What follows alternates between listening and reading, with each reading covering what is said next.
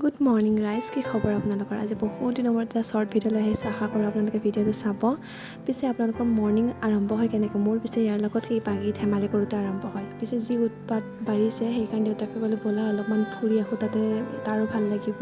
তো গোটেইকেইটা সন্ধিয়া অলপ ওলাই গ'লোঁ। সি যে বহুত ফূৰ্তি কৰিলে, বহুত মন ভৰাই খেলিলে আৰু সি আহিবই খোজা নাছিল। টানি আজৰি কিবাকৈ লৈ আহিলোঁ সন্ধিয়া। তাৰপিছত ঘৰত আহি অলপ ৰেষ্ট ল'লোঁ, চাহ খালোঁ গোটেইকেইটাই লগ লাগি। লগতে সি অলপমান ক্ৰিকেট মেটচ চালে। বৰ বেছি হেভি খোৱাৰ কাৰণে ৰাতি চিম্পলকৈ বনাম বুলি কোৱাৰ কাৰণে হাজবেণ্ডে অলপমান ফুৰাব লৈ গ'ল।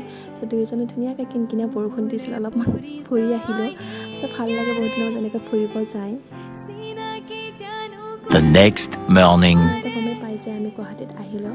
চ' ট্ৰেইনত সি যি পাইছে গোটেইবোৰ খুলি মোক খুৱাইছে। অকল এই চিপছ বা কুৰকুৰি নহয়, যত যিমান বস্তু পাইছে। আমি যিমান ভাবিছিলোঁ যে বহুত উৎপাত কৰিব কেনেকৈ শিকিব, তাৰ তুলনাত বহুত ভিতৰত বহুত ভালকৈ আছিল। চ' এয়াই আছিল আজিৰ শ্বৰ্টছ।